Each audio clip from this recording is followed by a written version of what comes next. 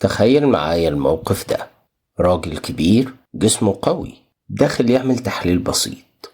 أول ما شاف السرنجة وشه اتغير، قلبه بدأ يدق بسرعة، ايده تترعش وبدأ يرجع لورا، وفجأة وقع على الأرض وأغمى عليه. السؤال هنا، هل ده خوف عادي ولا في حاجة أعمق من كده؟ في الفيديو ده هنتكلم عن نوع من أخطر وأكتر أنواع الفوبيا انتشارا، وهي ترايبانوفوبيا أو الخوف المرضي من الحقن والإبر الطبية. ولو فاكر إن الموضوع بسيط، استنى بس للآخر وهتتصدم من المعلومات اللي هتسمعها لأول مرة. في الفيديو ده هنعرف مع بعض إيه أسباب الفوبيا دي، وكمان طريقة علاجها وإزاي نتعامل معاها، وإيه الفرق بين الفوبيا وبين الخوف العادي.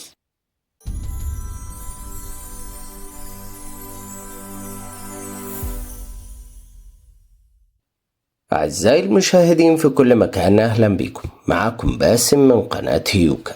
هنتكلم مع بعض عن نوع مشهور جدا من أنواع الفوبيا، بس قبل ما نبدأ خلينا الأول نفهم يعني إيه فوبيا. الفوبيا ببساطة هو خوف شديد جدا وغير منطقي ومبالغ فيه. طب الخوف ده من إيه؟ من حاجة هي في الأصل مش خطر بالشكل ده. يعني مثلا مش مجرد أنا مش بحب الحقن، لا، ده مستوى بيوصل لهروب، قلق شديد، أعراض جسدية كبيرة، وتعطيل في الحياة. والنوع ده من الفوبيا بيندرج تحت اضطرابات القلق، وخاصة نوع معين اسمه specific phobia اللي هو الرهاب المحدد يعني.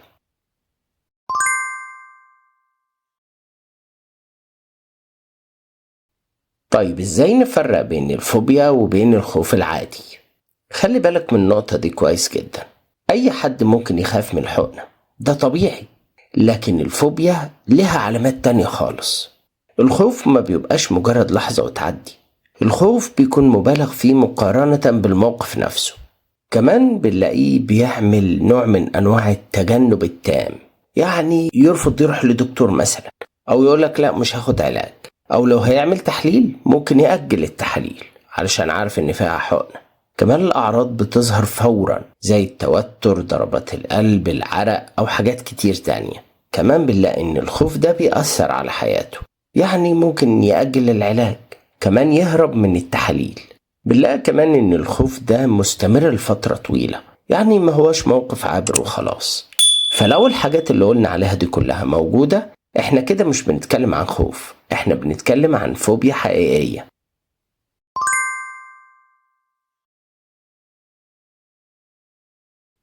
تعالوا بقى نعرف ايه هي الترايبانوفوبيا.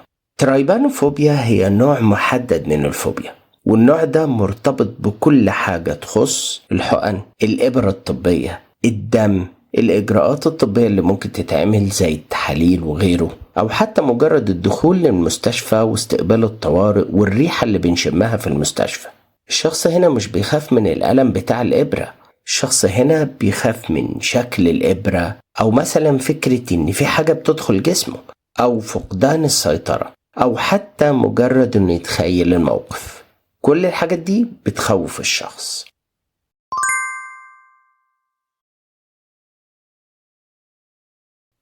طيب إيه أعراض الترايبانوفوبيا؟ الترايبانوفوبيا ليه نوعين من الأعراض، أعراض نفسية وأعراض جسدية. الأعراض النفسية زي الخوف الشديد، توتر، القلق الشديد جدا، رغبة في الهروب، أفكار كارثية زي مثلا أنا هموت، الإبرة هتتكسر في جسمي وتعورني، حاجات كتيرة جدا زي كده. تاني نوع هو الأعراض الجسدية، ودي حاجات بتحصل للإنسان في جسمه وممكن أي حد جنبه يلاحظها، زي مثلا ضربات القلب، كمان في عرق، توتر شديد جدا، رعشة في الإيدين، دوخة، غثيان، ممكن الشخص يغمى عليه وهو واقف. كل دي أعراض جسدية ممكن تحصل للشخص اللي عنده ترايبانوفوبيا.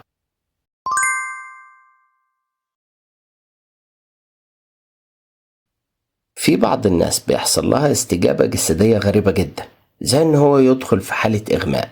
الفوبيا دي تحديدا ليها رد فعل غريب جدا غير اي فوبيا تانية. يعني مثلا بتلاقي الضغط بينزل فجأة، ضربات القلب بتقل، والشخص بيغمى عليه. يعني انت ممكن تقع فعليا ويغمى عليك حقيقي مش تمثيل. ودي عكس اغلب انواع الفوبيا التانية اللي فيها ضربات القلب بتبقى سريعة. هنا بقى الموضوع عكس تماما.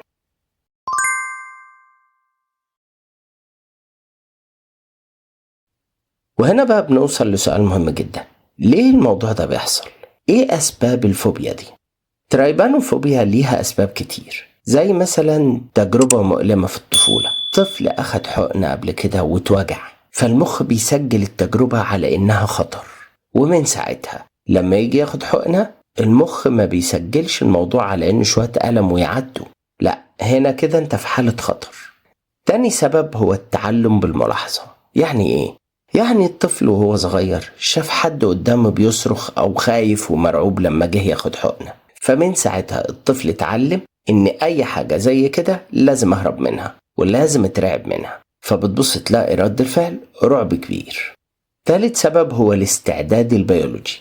في ناس كتير عندها حساسية اعلى للقلق، يعني واحد بيقلق بسرعة ودي بتختلف من شخص للتاني.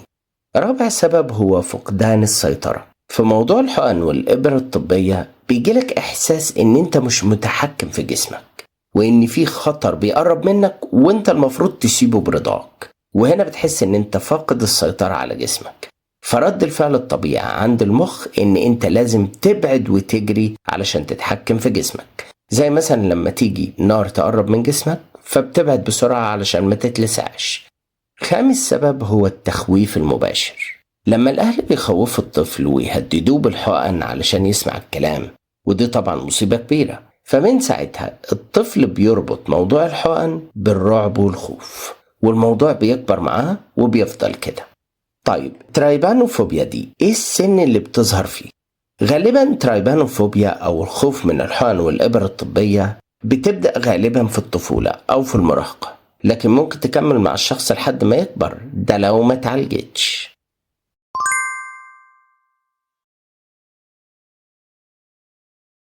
الترايبانوفوبيا بتظهر بطرق مختلفة، يعني مش كل الناس بتخاف بنفس الطريقة، في أشكال مختلفة كتير للخوف.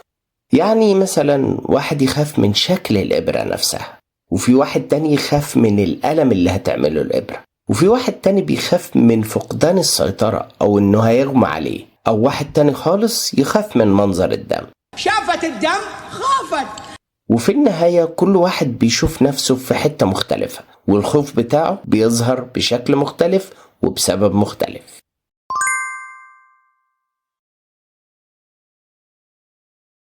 وهنا بقى بنوصل للجزء اللي ناس كتير بتستهون بيه، وهو خطورة الترايبانوفوبيا. الفوبيا دي بتعمل مشاكل كبيرة جدا، يعني ممكن تخلي الشخص يهرب من العلاج. كمان في ناس بترفض تحاليل مهمة لمجرد ان فيها إبرة بتدخل في جسمه علشان التحاليل دي تتعمل. كمان في ناس كتير جدا بتتجنب التطعيمات العامة اللي بتتاخد، كورونا وغيرها. في ناس كانت ترفض التطعيم لمجرد ان هو حقنة. كمان في ناس بتأجل عمليات ضرورية جدا لمجرد ان هو خاف من الحقن.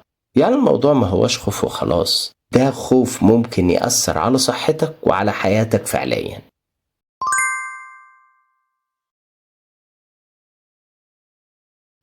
ايه علاج الترايبانوفوبيا وازاي نتعامل معاها؟ هقولك ان في حلول فعالة كتيرة جدا، من ضمنها مثلا التعرض التدريجي، وده نوع من انواع العلاجات المهمة جدا واللي بتجيب نتيجة فعالة.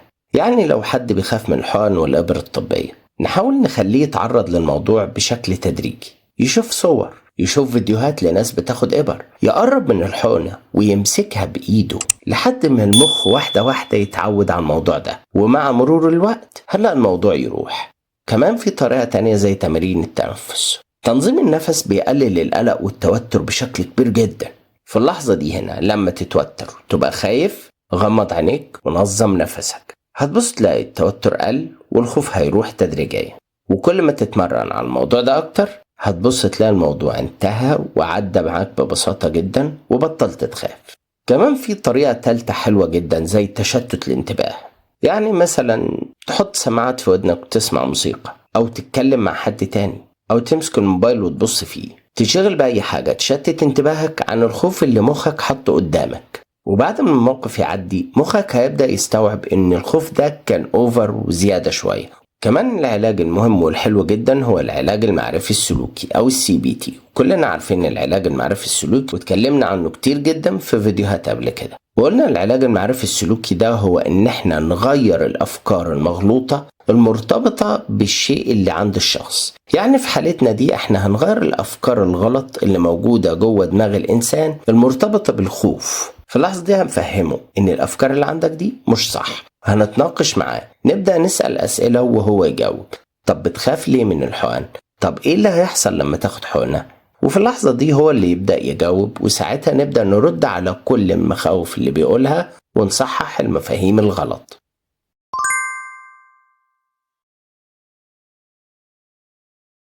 طيب لو عندك حد بيعاني من ترايبانوفوبيا تتعامل معاه ازاي؟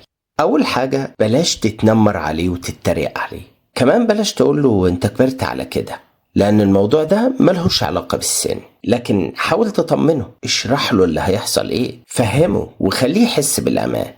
امشي معاه خطوة خطوة وافهم كويس جدا ان الموضوع غصب عنه، وان الضغط عليه بيزود الحالة مش بيعالجها.